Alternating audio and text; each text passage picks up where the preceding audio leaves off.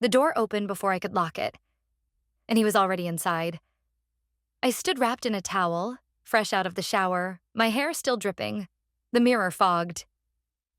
And there he was, my husband's son, frozen mid-step in the doorway. Neither of us spoke. He hadn't meant to come in on me. I knew that instantly. He was probably looking for something, a bottle, a towel, maybe just distracted. But the way we both froze, it said enough.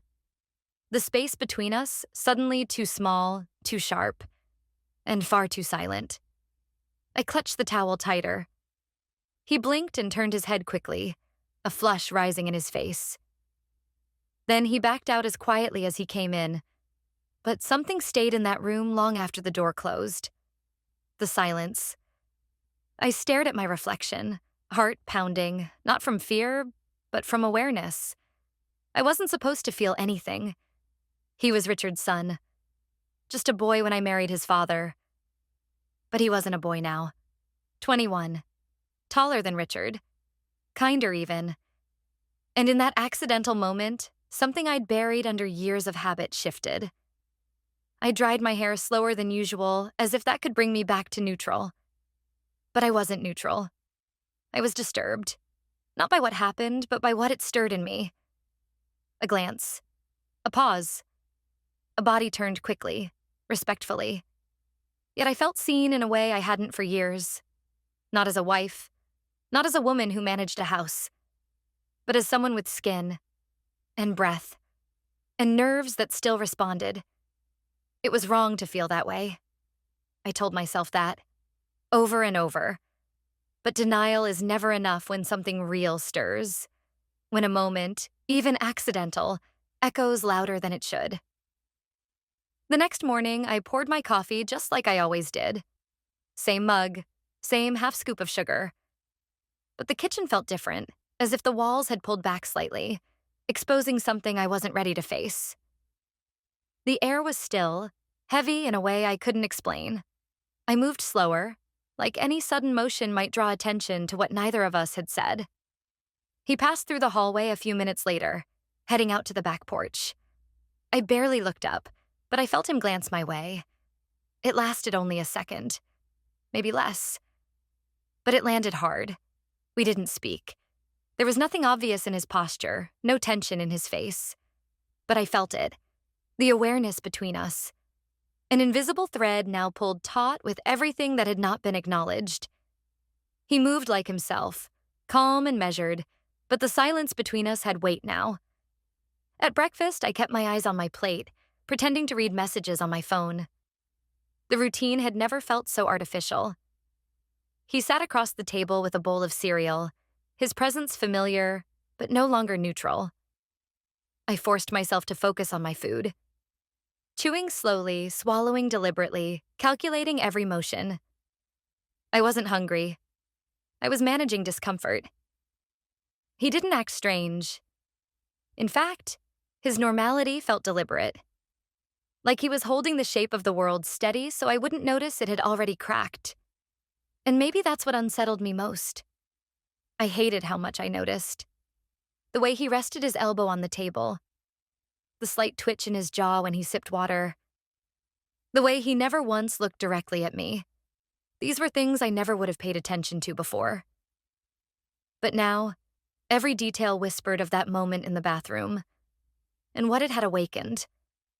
The worst part wasn't the moment itself, it was how my body had responded. I hadn't flinched. I hadn't turned away.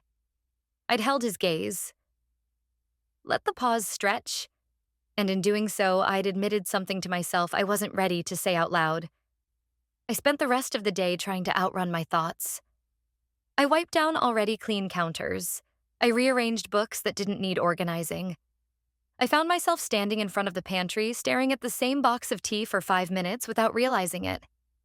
Every sound he made in the house, a door closing, footsteps on the stairs, a drawer sliding open, made my pulse quicken. Not from fear, from alertness. Like I was preparing for something without knowing what. I thought about leaving the house. Just stepping out, going anywhere. even if it meant sitting in the car and staring at a parking lot. But I didn't. I stayed. Maybe part of me didn't want to leave the tension behind. Maybe it was a reminder I still felt something. By evening, I was exhausted. Not from activity, but from pretending. Pretending to be unfazed. Pretending nothing had happened. Pretending I wasn't shaken by a moment that technically meant nothing, but emotionally meant everything. He stayed in his room most of the afternoon. I heard the hum of a video game, a few soft steps across the floor, the quiet creak of his chair. I didn't knock. I didn't check in. But I lingered near the hallway more than once, making up reasons to pass by, folding laundry I didn't need, picking up invisible crumbs, looking for reasons not to admit I wanted to see him again. And I hated that about myself. Not because it made me weak, but because it made me aware. There was nothing romantic about what happened.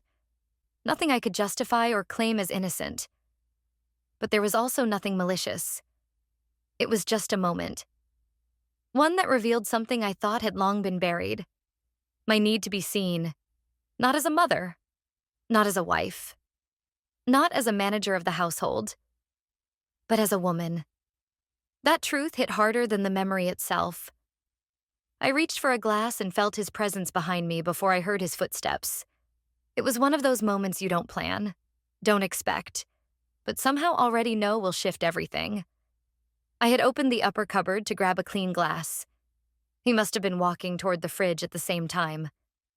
We met in the small space between counter and cabinet, a little too close. Neither of us moved. I froze, one hand on the cupboard door. His arm brushed against mine lightly, unintentionally. But instead of pulling back, I stayed still. Too still. My breath caught in my throat. He did the same. There was no conversation, no clumsy apology like the first time. Just silence. Tense, focused silence. My heartbeat echoed in my ears louder than any sound in the room. I should have taken a step back. Should have created space. But I didn't want to. The closeness felt dangerous, but not because I feared him. It was dangerous because it felt familiar. As if something already existed between us. Unspoken, unrealized. And we had simply walked into it. I tilted my head slightly. He turned his too. Our eyes met. There was no smile, no question. Just a stillness so raw that I could feel my fingers trembling. And then it happened. He leaned in, barely, and I didn't move. I let it happen. Slowly, cautiously, our lips met. The kiss was brief. Gentle, but heavy with everything we hadn't allowed ourselves to feel until now. The moment lasted only a few seconds, but it landed like a storm. When we pulled back, we still didn't speak. I took a step to the side, placed the glass on the counter with a shaking hand, and turned away, pretending to busy myself with something pointless. The napkins, the toaster, anything. But my skin was warm, my heart pounding. I knew he felt it too. He left the kitchen before I turned around. I heard his steps retreat down the hallway, steady but quick, like he needed to remove himself before it all came crashing down. I stood in place, frozen. What had I done? There had been so many chances to stop it, to shift my body, to turn the other way, to laugh it off. But I didn't. I leaned into it, into him, into what had been building since that day in the bathroom. Quiet glances, subtle moments, that strange electricity we both pretended not to feel. Now, it was real. And worse, I wanted it. Not just the kiss, the attention, the connection. The idea that someone saw me as more than my title in this house. For the rest of the day, I couldn't focus. I moved like someone who had touched a hot stove and couldn't decide whether it burned or warmed her. Every sound in the house felt amplified. Every room I entered reminded me of the kitchen, of his hands, of my silence. There was guilt, yes. But it was the confusion that pressed hardest on my chest. I'd crossed a line. Willingly. Quietly. And now, nothing would be the same. no matter how hard I pretended it hadn't happened. The next morning, I looked in the mirror and tried to see something different. I wanted to believe I'd find guilt in my own eyes, shame, even fear. But all I saw was a tired woman searching for a version of herself that made sense again. Everything looked the same, but I didn't feel the same. I cleaned the house obsessively, scrubbing surfaces, folding towels that were already folded. I told myself that if I just returned to the usual rhythm, the rest would fall back into place. But the silence in the house didn't cooperate. It filled every room like fog. I avoided the kitchen. Not because of him, but because the memory of what happened there still pulsed beneath the surface. I tried to recall exactly how it started, where my hand was, how long the kiss lasted, as if analyzing it could reduce its weight. But no matter how I tried to reshape it in my mind, it remained the same. A choice I didn't stop. I hated how much I replayed it. The way his hand brushed mine. The shift in his breathing. The space between us collapsing, slowly, then all at once. And what unsettled me most was that I hadn't recoiled. I had leaned in. That single act said more than anything we could have spoken aloud. He didn't seek me out that day. Stayed in his room.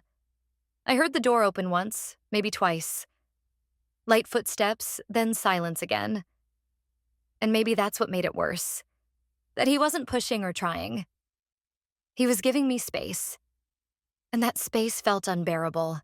By afternoon, I was sitting at the kitchen table with a half-eaten sandwich and no appetite. My phone lit up with a message from my husband. Casual, kind, distant. I answered quickly, as if speed could cover the cracks forming beneath our marriage. He had no idea that a single glance, a single misstep, had begun to unravel something I'd spent years protecting. I kept thinking, if it had ended with the kiss, maybe I could forget it. But it didn't end there. It echoed. In my fingertips. In my stomach. In my sleep. That night, I lay awake, replaying every moment since it happened. The second he walked into the kitchen. The moment I didn't step back. The way our breathing slowed in sync. And how afterward I didn't feel broken. I felt awake. And that's what scared me most. The house was quiet, but something inside me was restless. I couldn't concentrate. I wandered from room to room with no real reason, adjusting cushions, refolding towels, checking the same list twice. Everything around me looked the same, but the way I moved through it had changed. I wasn't avoiding him. I was avoiding myself. Late in the evening, I went to the kitchen to turn off the lights. As I passed the window, I saw him. He was standing outside, not facing the house, not pacing, just still. There was something in the way he held himself, shoulders slightly forward, head down, hands tucked into his pockets. He wasn't waiting for anything. He was simply there. I stood behind the curtain, barely breathing. I don't know if he saw me. Part of me wanted him to. Part of me didn't. But I couldn't tear my eyes away. The glass between us felt too thin, too transparent. We didn't move. Time stretched. The air around me seemed to pause with him. He wasn't knocking. He wasn't calling out. But his presence said more than any words ever could.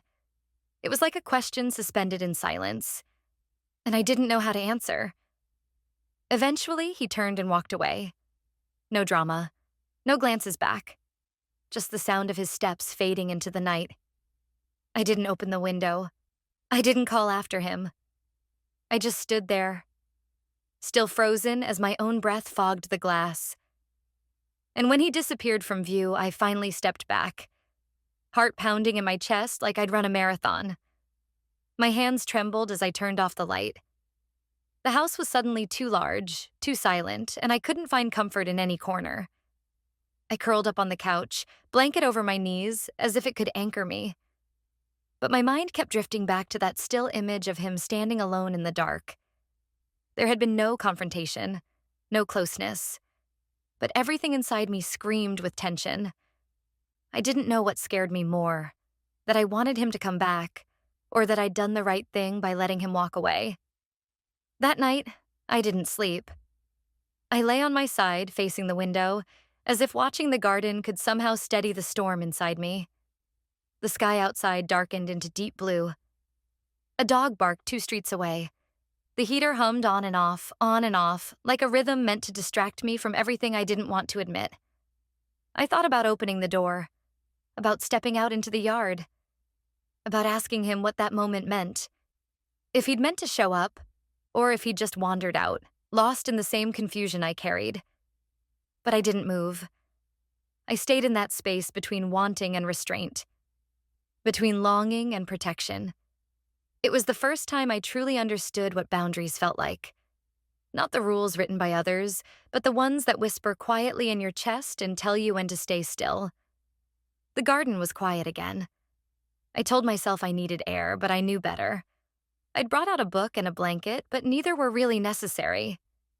The sun was beginning to set, low and golden, casting shadows across the lawn like stretched fingers. He stepped outside 10 minutes later. No words, no explanation. He just came out, slow and silent, keeping a small distance at first, as if giving me a chance to walk away. But I didn't move. I heard the way the gate clicked shut behind him, how his shoes barely crunched the gravel. He stayed near the hedge, picking at a dried branch, not looking directly at me, but the space between us was filled with everything we'd been avoiding. I didn't look up right away. My eyes stayed on the open page of a book I wasn't reading, fingers gripping the edge of the blanket a little too tightly. I could feel my pulse in my neck, my hands, my chest. Eventually, he took a few steps forward, just enough to close the distance. Still no words. He stopped a few feet away, and I finally lifted my head. Our eyes met for the first time since the kitchen. Something flickered there. Hesitation, apology, something softer than either of us could define. But it held me. I didn't need a conversation. There was nothing to explain that hadn't already been said in glances, pauses, and that moment behind the curtain. He stepped closer, and I let him. I should have stood up, broken the moment, turned away. But I didn't want to. I sat frozen in place as he reached down, slowly, gently, and sat beside me on the edge of the blanket. The space between our shoulders was barely noticeable. He didn't touch me, but I felt him everywhere. For a moment, neither of us moved. The light shifted again. A breeze stirred the corner of the blanket. I turned my head slightly, enough to see him more clearly. His expression was open but uncertain. That was when I leaned forward, just slightly, and he understood. He met me halfway, our faces now inches apart. No rush, no pressure. Just a quiet breath shared between us, and then a kiss. Softer this time. Longer. Not hesitant like the first. Not explosive. Just real. Thoughtful. Unmistakable. When we pulled back, our foreheads rested close. No words followed. None were needed. We both stared down for a moment, as if afraid to meet each other's gaze again. Afraid of what we'd see, or maybe afraid of what we wouldn't be able to unsee. But the silence between us wasn't heavy anymore. It was calm. I should have felt guilt. Maybe I did. But beneath that was something else I hadn't felt in a long time. Stillness. Like something inside me had finally stopped fighting itself. Like I had stopped running from the truth I already knew. It wasn't about the kiss. It wasn't about romance. It was about being seen, touched, acknowledged, without expectation, without masks. It was the moment we both stopped pretending. Eventually, he stood up first, walked slowly back toward the house. I stayed outside for a while longer, staring into the fading light. My hands rested on my knees. My heart was steady. There was no plan, no next step. Just this. A quiet connection that neither of us fully understood, but both of us had accepted. The first time I noticed it, it was barely a glance. I was at the kitchen sink rinsing fruit when I looked up and saw her, our neighbor, standing at the fence, talking to someone on her phone. Her eyes flicked toward the house just briefly. and something about the look stayed with me. It wasn't curiosity, it was awareness. From the outside, nothing had changed. We still moved around the house with quiet precision, still avoided each other in obvious ways, but the space between us, once filled with tension, had become something else, something more fragile. And I wasn't sure if others could see it. The second time, I was on the porch watering plants when one of Richard's friends from work passed by to drop off some documents. He smiled at me the way he always did, polite and warm, but his eyes lingered for a beat too long, not on my face, but toward the hall behind me. I felt a chill crawl across my back. Logan was upstairs, his door half closed. We hadn't spoken since the garden. Not really. A few words here and there. Short exchanges that never brushed too close to the truth. But even without conversation, something between us remained. Still. Careful. Suspended. That night, I couldn't sleep again. Not from guilt, from dread. What if someone knew? Not everything. Just enough. Just enough to sense a shift that couldn't be explained. I lay in bed and thought about every moment. Every glance, every silence, every second too long. To someone who was watching closely, would it be obvious? I remembered the way Logan had looked at me that last time. Not with boldness, but with something closer to hesitation. Like even he was waiting for someone to step in and pull us apart. But no one had. And now it felt like the walls of this house were starting to whisper louder than we could contain. The following morning, I avoided the window.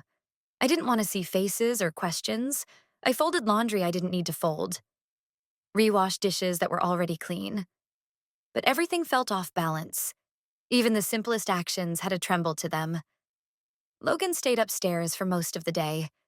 I could hear music, soft and steady, the same loop over and over.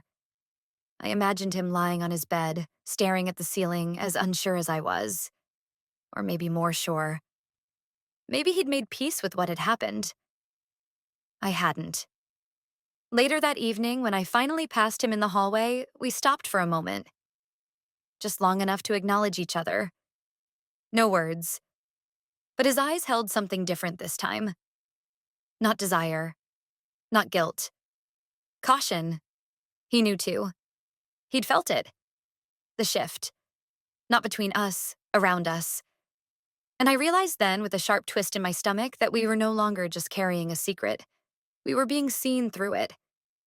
The air in this house had changed. The silence wasn't just ours anymore. I started leaving the room when I heard him coming. Not dramatically. Not to punish. Just to protect whatever was still salvageable. I moved with intention. Quiet. Polite. Deliberate. I put space between us like I was rebuilding a boundary I'd been too slow to defend. At first, he seemed to do the same. No more long pauses in shared spaces. No more glances that lasted too long. We passed each other like ordinary people living in the same house. That's what I had wanted, wasn't it? A return to normal? But normal no longer fit the way it used to. Everything felt slightly misaligned, like furniture moved a few inches in the dark. I kept busy. Too busy. I organized closets no one opened. Cleaned drawers we didn't use. I baked. I folded. I even walked around the block just to clear my head. But nothing cleared it. The silence wasn't peace. It was weight. One afternoon, I walked past the mirror in the hallway and caught my own reflection. Not the image of a woman in control, but someone pretending to be. There were circles under my eyes. My shoulders held tension I couldn't stretch away. I didn't look ashamed. I looked lost. That night, Richard called from another trip. His voice, cheerful and tired, filled the kitchen on speaker. Logan walked in halfway through and paused when he heard him. I saw it in his face. The shift. That tug between presence and distance. He turned around without a word and left. I stared at the phone, unable to speak for a moment. After the call ended, I sat alone at the table with an untouched cup of tea.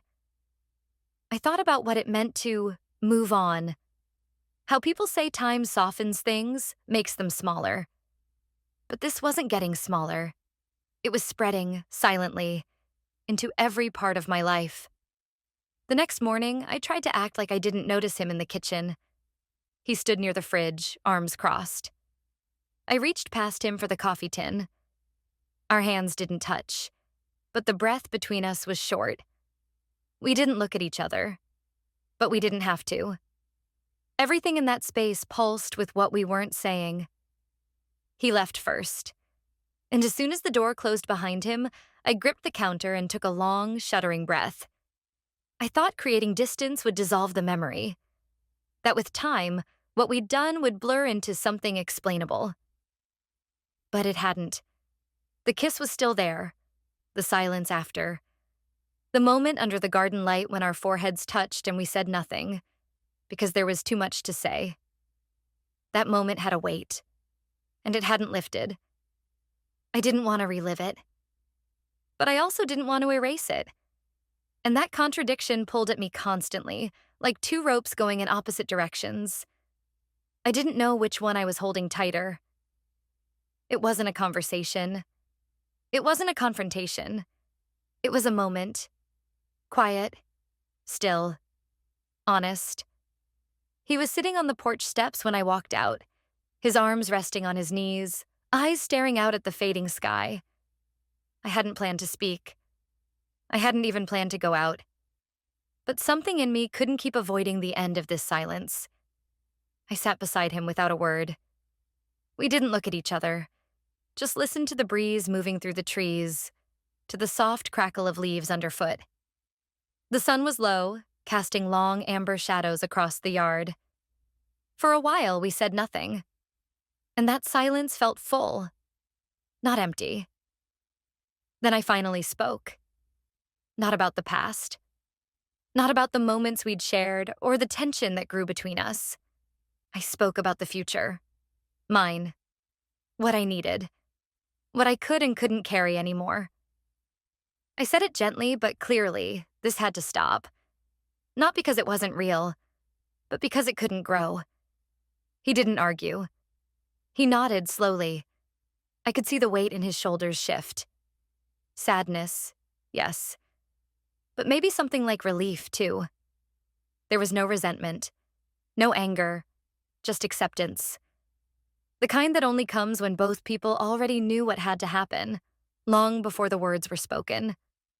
I told him I was going to speak to Richard, not about everything, but about myself, about the distance I'd been feeling, the things I'd buried under years of routine. I didn't know what it would lead to. I wasn't trying to blow up my life. I was trying to finally live it honestly. He looked at me then, for the first time that evening. There was no plea in his expression, just quiet understanding, a silent goodbye. I stood first. He didn't follow, and that somehow meant everything. I went inside, slowly, lightly, no longer carrying a secret like a shadow on my back. There was pain in that moment, of course, but it was the kind of pain that comes with clarity, with knowing you made the right choice, even if it doesn't feel good. I poured a glass of water and stood at the sink. The porch behind me remained quiet. For the first time in weeks, my hands didn't shake.